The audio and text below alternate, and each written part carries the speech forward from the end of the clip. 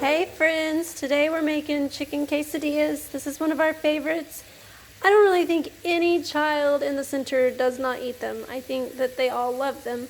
And some of them call them tacos. Kelsha Daxton will call them tacos, and he wants more tacos and more tacos. We've used chicken breast, and then I've cut them into pieces. Then we'll use some fajita seasoning, and we'll just pour it on and add a little bit of water. Now you don't have to have a fajita seasoning or a taco seasoning in your cabinet.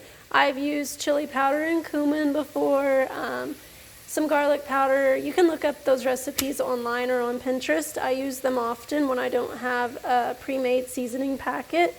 And usually I have the seasonings or the ingredients, the spices in the cabinet. You can make your own. And then on the side, we usually serve black beans, or sometimes I do a black bean soup. And so today I'm doing a black bean soup because that's what I like. So it's just going to be actually 2 cans of black beans, 1 can of tomatoes, and a cup of chicken broth. Once you get it all cooked up and everything is ready to go, then you actually will add about half of it to the blender to thicken it up and add it back to the pot. Then you can add whatever toppings you like, whether it's onions or green onions. For the children, they don't want any onions whatsoever. It's just going to be plain for them. And then we'll come back in just a minute after we've cooked all of the ingredients and show you how we put it in the oven. Okay, so the chicken is done.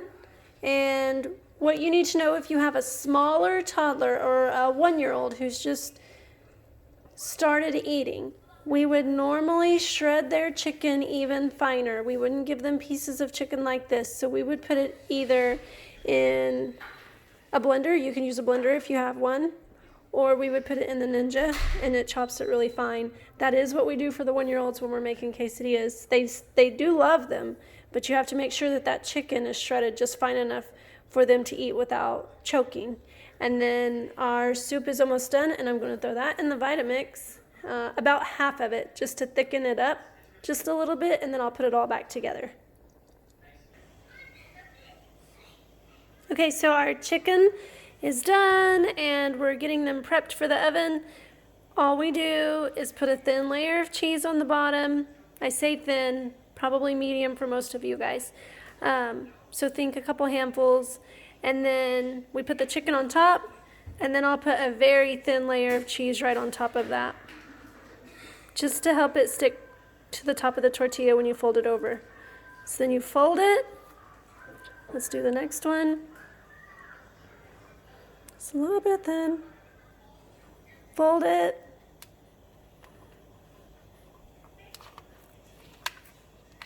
Now, again, I have really good non-stick pans. If you don't have these, you might want to use the non-stick foil on the bottom, or you might want to spray pan. I'm not sure how they'll come out on your pans if they're not non-stick. I do cook mine at 400. I'm a bit of an impatient cooker, so I usually do all of my stuff on 400 unless it's very specific. So that means when you put these in the oven, they're going to be melted pretty quick.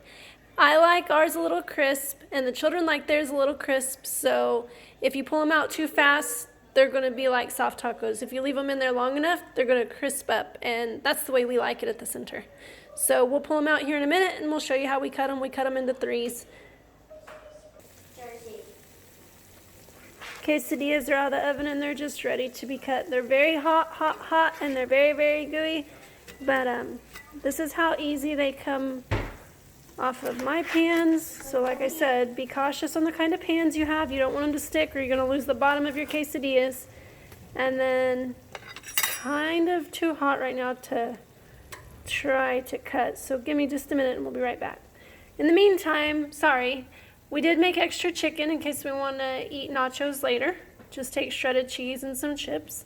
So that we'll save for later, or you can actually make a breakfast burrito with the chicken. You just use the chicken, some eggs, some cheese, wrap it up, and you have a great breakfast burrito as well. Did I tell you guys that? Okay, so we're all done. Quesadillas are cut. We cut them into 3s so they look like triangles. And the soup I didn't put my onions on my soup, so I guess I can do that real fast so you can see it. But the children aren't going to eat onions. That's just what I like. And then I served it with berries. So how do we serve fruit and fresh fruit when we can't get to the stores?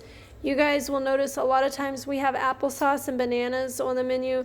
Those are some foods that don't go bad too fast, but you can always buy frozen fruit. That is something that I buy a lot of, is frozen fruit, and that's what we'll be using here at our house for a little while because I can't run back and forth to the store right now. So frozen fruit always doubles. If you throw it in a blender, you can make a smoothie. Other than that, you can buy canned fruit. But we don't like canned fruit too much because of the syrups and the sugars.